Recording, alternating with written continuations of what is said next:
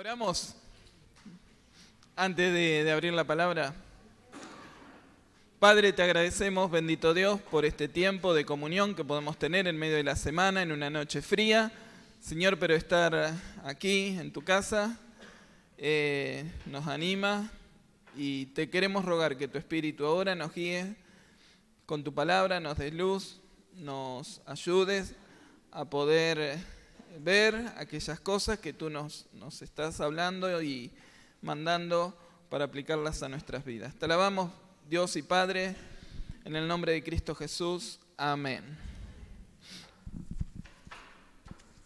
Bien, hoy voy a continuar con el tema que hablé el último miércoles acá. ¿Se acuerdan? Yo no. ¿Cuál? Los enemigos de Israel, bien.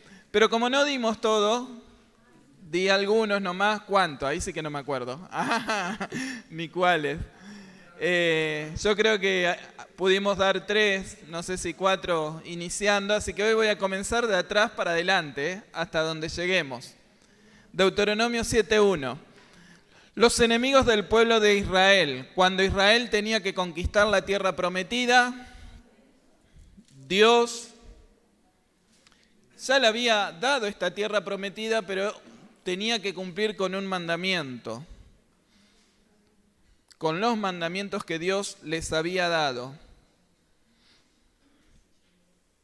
Leemos Deuteronomio 7:1. Cuando Jehová tu Dios te haya introducido en la tierra en la cual entrarás para tomarla y haya echado delante de ti a muchas naciones, al Eteo, al Gergeseo, al Amorreo, al Cananeo, al Fereceo, al Heveo, al Jebuseo, 7 naciones mayores y más poderosas que tú. Y Jehová tu Dios las haya entregado delante de ti, las haya derrotado, las destruirás del todo. No harás con ella alianza, pacto, nada, ni tendrás de ella misericordia. Y no emparentarás con ellas, no darás tu hija a su hijo, ni tomarás a su hija para tu hijo, porque desviará a tu hijo de en pos de mí y servirán a dioses ajenos. El furor de Jehová se encenderá sobre vosotros y te destruirá pronto. Mas si habéis de hacer con ellos sus altares, destruiréis y quebraréis sus estatuas y destruiréis sus imágenes de acera y quemaréis sus esculturas en el fuego. 7 enemigos del pueblo de Israel. Y lo habíamos estudiado el significado de cada uno de ellos y vamos a seguir hoy. Y cómo estos enemigos de alguna manera hoy también son nuestros enemigos en la vida espiritual y en nuestra vida cotidiana. De alguna manera tenemos las mismas luchas y los mismos enemigos a vencer. La otra vez decía que, y seguramente alguno está luchando más con uno que con otros, pero después si vemos la cronología de la historia de Israel, vemos que están todos siempre, y todos juntitos van ahí como que prácticamente no pudieron vencer a ninguno. Lo que pasa es que en el momento cuando se distribuyeron la tierra, en Josué ya empieza a decir, y Judá no pudo sacar a los jebuseos, y Manasés no pudo sacar a los de Canaán. Entonces, como cuando se distribuyeron tenían un enemigo específico a vencer. Es como que uno es más débil en alguna área que en otra, pero la realidad la lucha la tenemos con todo.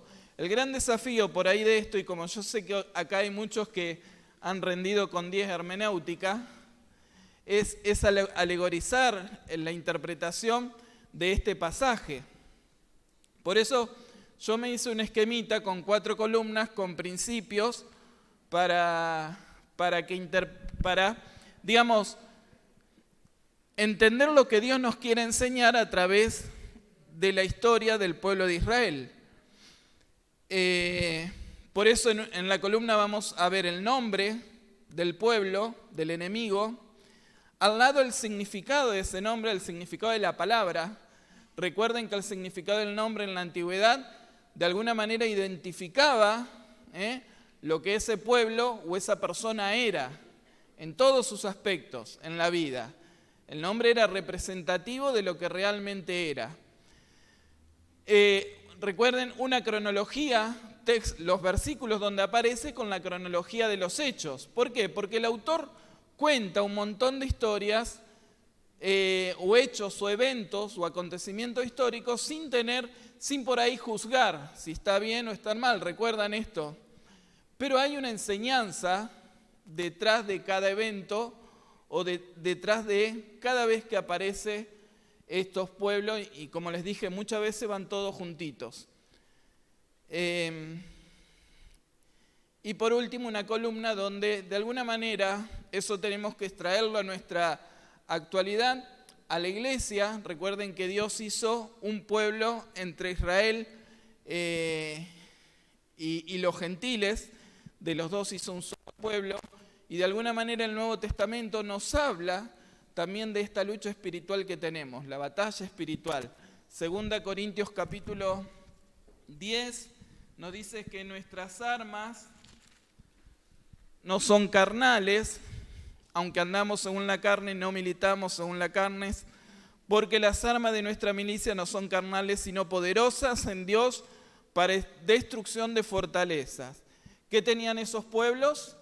Fortaleza. La mayoría, los que vivían en la montaña sobre todo, aparte de la altura como una dificultad, también tenían fortalezas, derribando argumento y toda altivez que se levanta contra el conocimiento de Dios y llevando cautivo todo pensamiento a la obediencia en Cristo. Y también conocemos el pasaje de Efesios. Si hablamos de los mandamientos de cómo Dios quería que viviese el pueblo de Israel en la tierra prometida, también en el Nuevo Testamento, en el Sermón del Monte, encontramos cómo esos mandamientos Dios quiere que lo apliquemos a nuestra vida hoy de una manera y una revelación mucho más especial de la manera que Cristo los enseñó. Y vamos a poder ver eso también como en el Sermón del Monte Él nos ayuda y nos dice cómo hay que vencer a estos enemigos. Ejemplo, esto es la introducción nada más. ¿Ya nos vamos? No, todavía falta un poquito. Habíamos dicho, por ejemplo, el primero que se nombra son los eteos.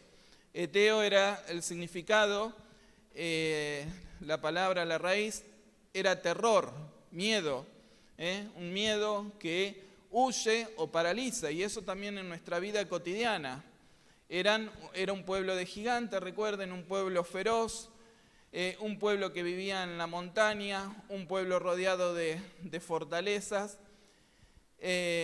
y aún así el pueblo de Israel, lo pudo vencer.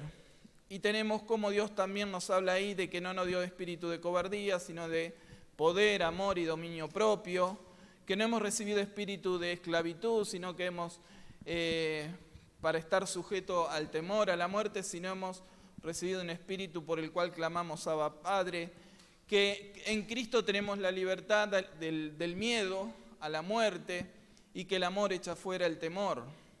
Los gergeseos, los moradores del barro, recuerdan que ellos cavaban pozos, hacían un lodo cenagoso y los enemigos como arena movediza se iban hundiendo en ese barro.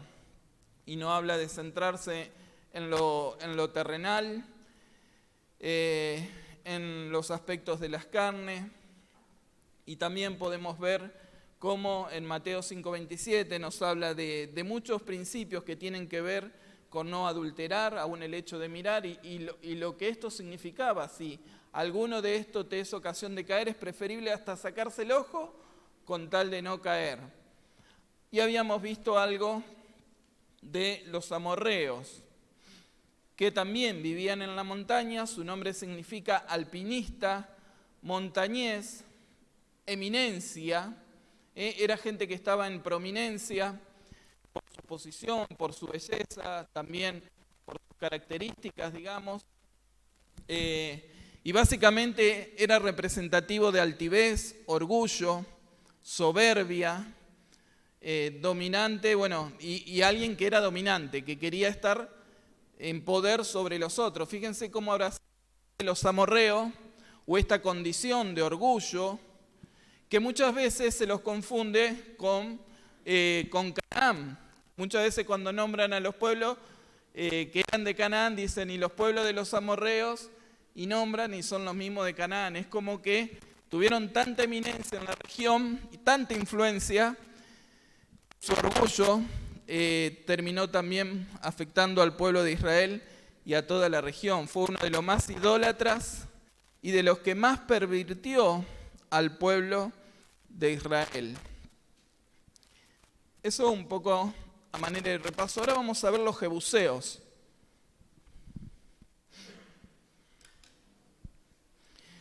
Jebuseos significa pisotear, ser hollados, trillar. Toda la imagen es la misma, de alguien que pisotea o es pisoteado.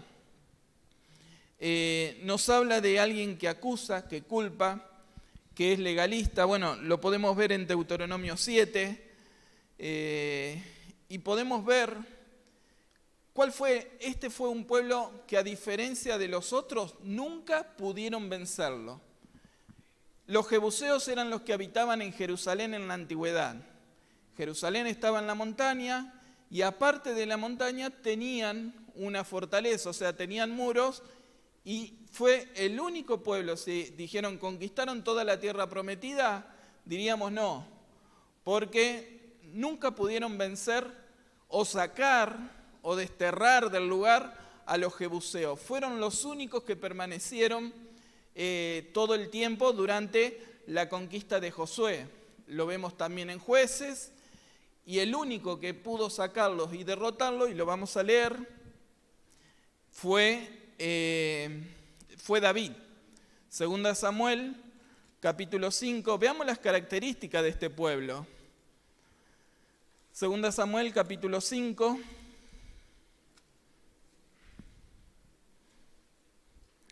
Después vemos como en Josué 11:3, si alguno lo quiere ir buscando, o alguien que lo pueda leer ahora, Josué 15:60, Jueces 1:21.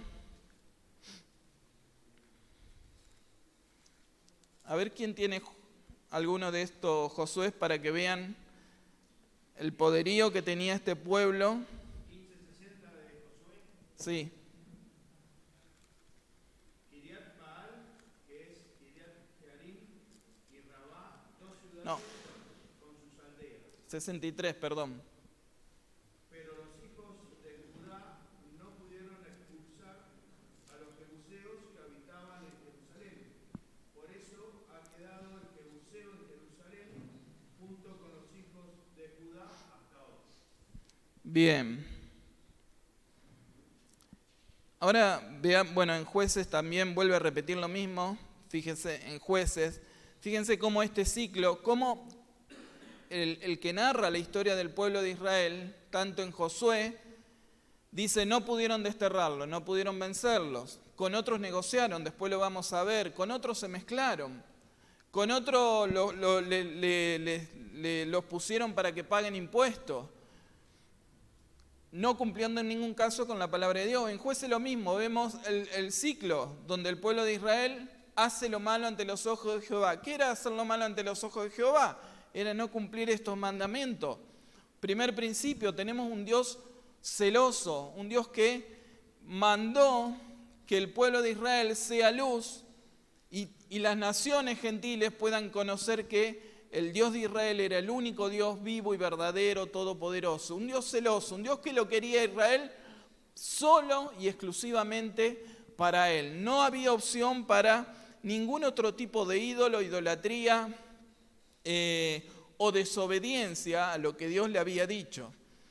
Ahora, vimos cómo no pudieron sacarlo a los jebuseos, y ahora vamos a ver la actitud, la característica de este pueblo cuando se enfrenta David con ellos. Dice, entonces marchó el rey con sus hombres a Jerusalén contra los jebuseos que moraban en aquella tierra, los cuales hablaron a David, diciendo: tú no entrarás acá, pues aún los ciegos y los cojos te echarán. Queriendo decir, David no puede entrar acá. Imagínense, habían pasado años, cientos de años, desde Josué hasta David. Y este pueblo que siempre permaneció firme, ¿cómo se habrá sentido Jerusalén en todo ese tiempo? Y más David, y seguramente la actitud de los jebuseos fue la misma que a lo largo de toda la historia. Ustedes no son nada, miren cómo lo pisamos, miren cómo son pequeños, son peores que ciegos o cojos. Así que esa era la actitud del jebuseo. Era alguien que pisoteaba, que humillaba, que acusaba al pueblo de Israel, al pueblo elegido de Dios. De alguna manera desesperanzaba, quitaba su fe. Y eso lo podemos ver en que hasta ese momento nunca lo había podido conquistar. ¿Pero qué hizo David? David tomó la fortaleza de Sión, la cual es la ciudad de David. Y dijo David aquel día: todo el que hiera a los jebuseos suba por el canal, hiera a los cojos y ciegos, aborrecido del alma de David. Por esto se dijo: ciego ni cojo no entrará en la casa. Y David moró en la fortaleza y le puso por nombre la ciudad de David. Luego, su nombre va a ser la ciudad de Jerusalén, lo que también tiene un significado, y es interesante también la tipología entre Jerusalén, Adonisec, el rey, y Melquisedec, pero no vamos a tocar nada de eso, sino seguir viendo estas características. Cómo este enemigo hoy también, de alguna manera, ataca a nuestras vidas. Es el que nos dice: no puedo, no puedes, no sirves, no vas a poder, otra vez caíste, otra vez pecaste, otra vez te equivocaste, otra vez volviste atrás. ¿Querés lograr esto? No podés, no vas a poder. Es aquel que te pisotea, generándote culpa, generando legalismo, generando condenación, generando separación de las promesas de Dios con nuestra vida y nuestra realidad. Es aquel que nos quiere humillar, es aquel que nos quiere ver derrotado. Y de alguna manera esto es un enemigo interior con el que muchas veces todos luchamos. Todos luchamos. Podemos ver cómo primero vamos a ir a Mateo. Fíjense cómo en nuestra vida y en la actualidad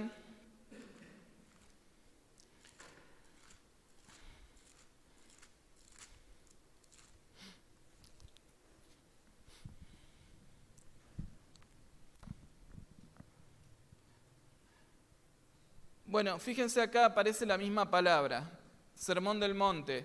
Vosotros sois la sal de la tierra, pero si la sal se desvaneciere, ¿con qué será salada?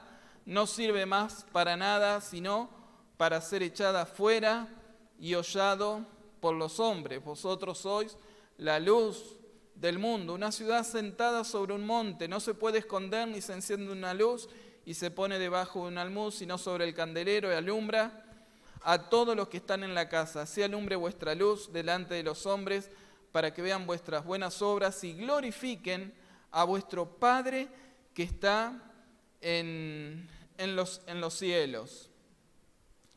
Fíjense, capítulo 7, versículo 6. No juzguéis. Esto también está vinculado. Primero, ¿qué nos dice? Dios nos posiciona. Vosotros sois sal, vosotros sois luz. Y por más que estemos en el mundo y mezclado en nuestra batalla cotidiana, tenemos un propósito, una función, la de ir en contra de la corrupción, en contra, dar gusto, dar sabor, preservar, ser luz en medio del mundo. No hay nadie que pueda hollar si podemos ser obedientes a lo que Dios nos está mandando en cuanto a nuestra función en el mundo. En el 7 también vuelve hollar es la misma palabra que pisotear. Fíjense, aquí en el 7 también aparece la misma palabra. No juzguéis para que no seáis juzgados. Esto de también muchas veces cómo nosotros podemos ser utilizados y pisotear o desanimar o desesperanzar a otros. No juzguéis si no queréis juzgado, y con la medida con que medís os serás medido. ¿Por qué mirás la paja que está en el ojo de tu hermano y no echás de ver la viga que está en tu ojo? ¿Cómo dirás a tu hermano, déjame sacar la paja de tu ojo y aquí la viga en el ojo tuyo?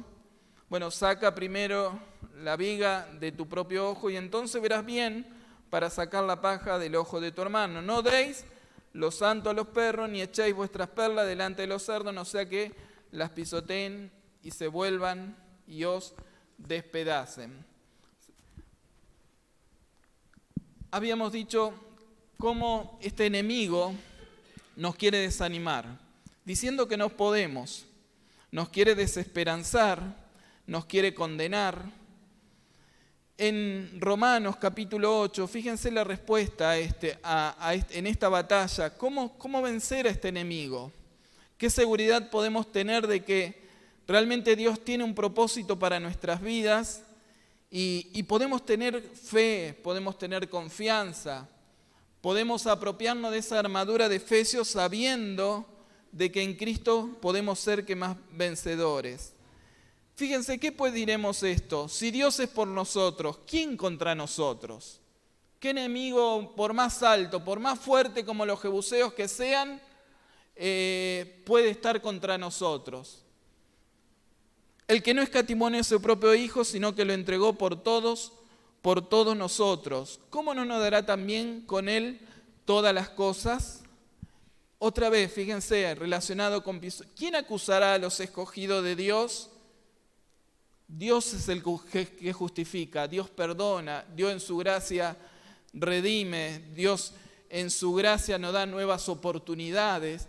Dios en su gracia nos provee el poder justamente para vencer a estos enemigos, las tentaciones, las dificultades, las amarguras, las tristezas, todo aquello que nos bajonee y no nos permita mirar el propósito, mirar la tierra prometida, las promesas, alcanzarlas, la bendición que Dios tiene para nuestra vida espiritual. ¿Quién acusará? La culpa, como muchas veces nos limita, nos hace retroceder, no nos ayuda a buscar realmente la fuerza que podemos encontrar, como lo vamos a ver ahora. ¿Quién es el que condenará? Otra vez, el acusador. ¿Quién es el que acusa? ¿Quién es el que quiere condenarnos? Cristo es el que murió. Esta es nuestra respuesta ante todas esas dudas, ante esas dificultades, ante esas batallas en nuestra vida personal. Cristo es el que murió, más aún el que también resucitó, el que además está a la diestra de Dios, el que también intercede por nosotros. ¿Quién nos separará del amor de Cristo? Tribulación, angustia, persecución, hambre, desnudez, peligro, espada. Como está escrito, por causa de ti somos muertos todo el tiempo, somos contados como ovejas de matadero. Ante todas estas cosas, ¿qué somos? Más que vencedores por medio de aquel que nos amó. Por lo cual estoy seguro de que ni la muerte, ni la vida, ni ángeles, ni principado, ni potestades, ni lo presente, ni lo porvenir, ni lo alto, ni lo profundo, nada, ninguna otra cosa nos podrá separar del amor de Dios que es en Cristo Jesús, Señor nuestro. No es nuestra fuerza, no es nuestro poder, no es nuestra capacidad, no son nuestros talentos, no son nuestras virtudes, es el poder y la obra de Dios en nuestras vidas. Es Cristo con su misericordia, su gracia y su amor. Es por su amor, no es por mi devoción o mi esfuerzo, sino es por lo que Él ya hizo por cada uno de nosotros. ¿Queda duda de lo que pueda hacer? ¿Habrá pensado algo parecido David ante los jebuseos que nunca habían podido vencer? Y ahora los tenía ahí enfrente, burlándose de todos ellos, creyendo de que nunca iban a ser vencidos. Seguramente David tenía esta misma esperanza. Él conocía a su Dios, un Dios que era personal, un Dios que era viviente en su vida, un Dios que ya había permitido que derrote otros gigantes en su vida. Ahora estaba destruyendo a los jebuseos, aquel que pisotea, aquel que acusa, aquel que quiere destruirnos y vencernos con el desánimo, con la desesperanza, con la tristeza, con la desilusión. Pero sabemos que en Cristo somos más que vencedores. Nuestras armas no son carnales, sino que son espirituales. La fe que obra en nuestras vidas, también por su gracia, para poder tener la fuerza suficiente para poder vencer este enemigo con el que tenemos que luchar. ¿Cuáles son tus temores? ¿Cuáles son tus dudas? ¿Cuáles son tus derrotas pasadas quizás? O aquello no puedo que continuamente están en tu cabeza o en tu vida. Jesús dijo que derrotemos a todos los gigantes. Él nos dio de su gracia y de Cristo para vencer a todos los enemigos de nuestra vida espiritual. Veamos otro. Vamos a tener, este es cortito. Los hebeos. La palabra significa el que vive en tienda. Eran, como todo pueblo que vive en tiendas, dentro, digamos, del progreso, la cultura y demás, la forma en que uno vivía determinaba la cultura, la religión, las relaciones. En general, los pueblos que vivían en tiendas eran pueblos que continuamente estaban en movimientos. Eran pueblos que no desarrollan. Cuando uno se establece, desarrolla la agricultura, desarrolla las herramientas y comienza a crecer en todo lo que se sabe lo que es la civilización. Pero este era un pueblo que vivía en tienda. Eso significa que andaba dando en círculos en la región. Son pueblos que van a donde hay provisiones, donde es fácil cazarlas, donde es fácil sacarla de la planta, se le acaban las provisiones y se mueven, y generalmente en círculos, siempre a lo largo de su historia, digamos.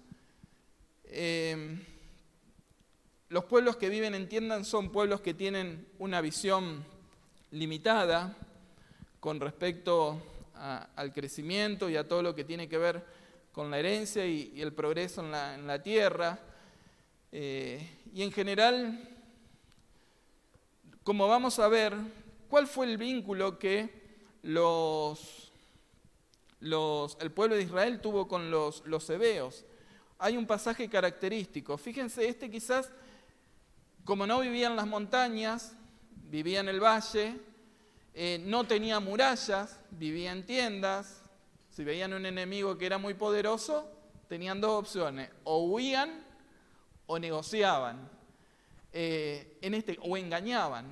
En este caso, como hicieron con el pueblo de Israel, leamos Josué capítulo 9, versículos 7 al 6.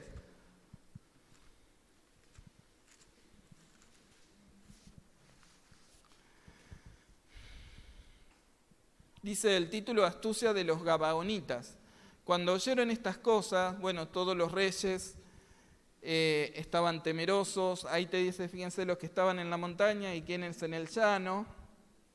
Se concentraron para pelear contra Josué, mas los moradores de Gabaón, cuando oyeron esto, usaron de astucia, de engaño, pues fueron y se fingieron embajadores, tomaron sacos viejos sobre su asno, cueros viejos de vino, rotos y remendados, zapatos viejos y recocidos en sus pies, con vestido viejo sobre sí. Todo el pan que traían para el camino era seco y mohoso. Viniendo Josué al campamento y Gilgal, le dijeron a él y a los de Israel: nosotros venimos de tierra muy lejana. Fíjense el engaño, ¿qué hubiesen hecho ustedes? O yo, Si lo pensamos, si esto fuese un miércoles misionero, también hubiese hecho negocio. Ahora les digo por qué. Dice, venimos de tierras muy lejanas.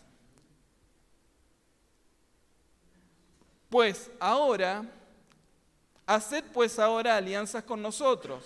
Y los de Israel respondieron a los heveos, quizá habitáis en medio de nosotros.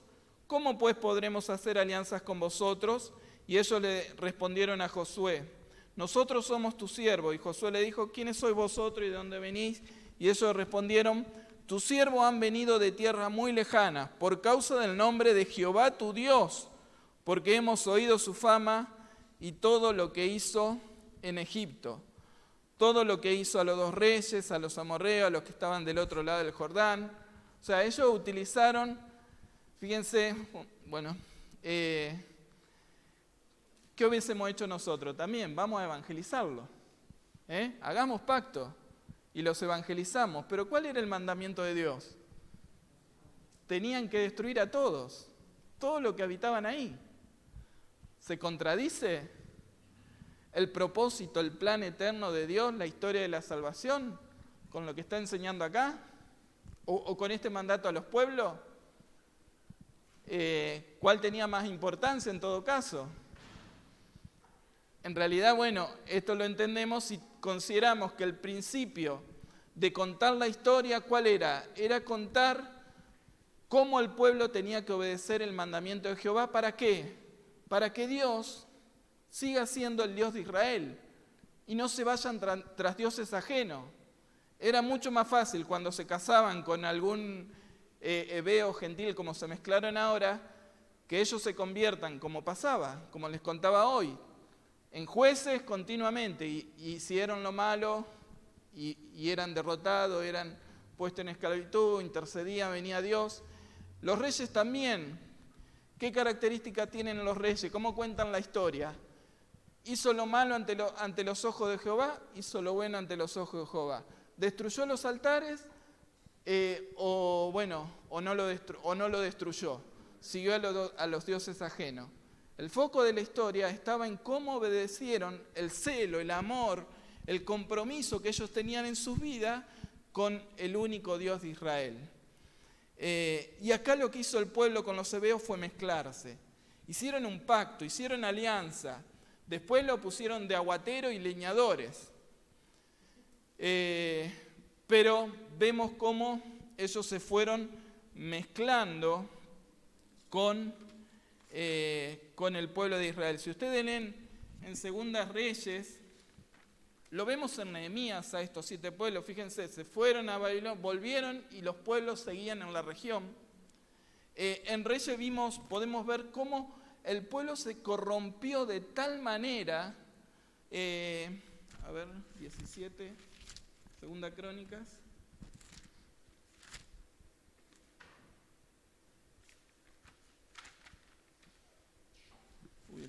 Segunda Reyes 17. 13. Leemos ese nomás, es largo. Si alguien lo tiene, así no perdemos tiempo.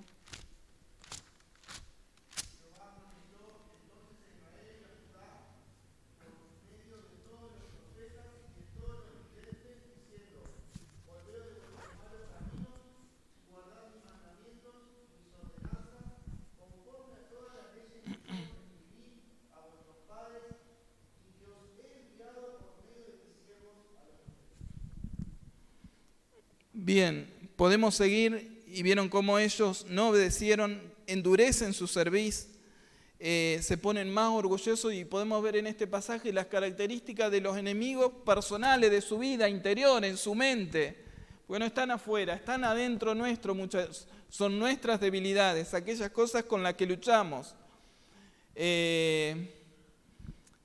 Cómo luego sigue. Y Dios describe cómo se fueron tras los dioses, cómo quemaron a sus hijos en esa adoración a los dioses, provocando a ira a Jehová, abominación tras abominación, más desde los ojos de Dios. Ahora, muchas veces pensamos que hay muchas cosas buenas en nuestras vidas o que no son malas ni buenas, que parecen pequeñas e insignificantes, como eran los hebeos para Israel, y permitimos que se mezclen. Cosas que parecen buenas, pero que terminan no siéndolo. Esto parecía bueno, era una oportunidad para convertirlos, digámoslo así. Pero terminó mezclándose, corrompiendo al pueblo de Israel. ¿Cuántas cosas pequeñas, como esas zorras pequeñas que arruinan las vides? ¿Cuántas cosas pequeñas que creemos que no nos hacen mal, pero afectan nuestra comunión con Dios? Por eso Corintios, que era una iglesia donde había pleito, fornicación, idolatría, adulterio, muchos, casi todos estos enemigos están descritos en Corintios. ¿Qué le dice Pablo? Todo me es lícito, pero no todo me conviene. Hay un montón de cosas que parecen inofensivas, pequeñas, sencillas, pero que el enemigo incorpora en nuestra vida para que se mezcle, para que de alguna manera termina, como leíamos en Mateo, la sal tiene que ser sal y diferenciarse del mundo y no volverse insípida por mezclarse o ser vencidos por estos enemigos que luchan contra nuestras vidas. También esto es para que cada uno piense cuáles son aquellas cosas, desde las cosas que hacemos, cosas que miramos, cosas que decimos, pequeñas cosas que de alguna manera van enfriando nuestra vida espiritual y nos van alejando de esas promesas y de la tierra prometida que Dios tiene para cada uno de nosotros. Que Dios bendiga nuestras vidas.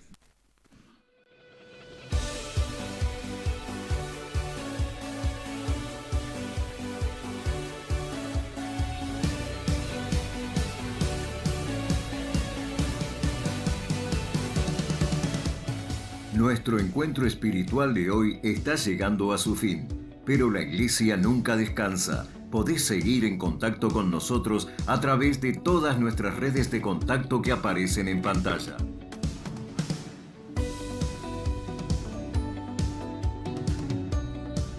Si estás pasando por un tiempo de necesidad, tenés algún motivo de oración, necesitas ser contactado por alguno de nuestros pastores o necesitas información sobre nuestras actividades semanales orientadas a todas las edades, no dudes en escribirnos al 342-525-1925.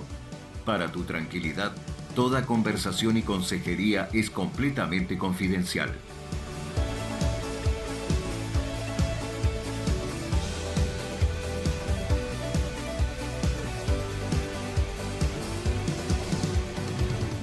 Somos Iglesia Cristiana Central. Dios te bendiga.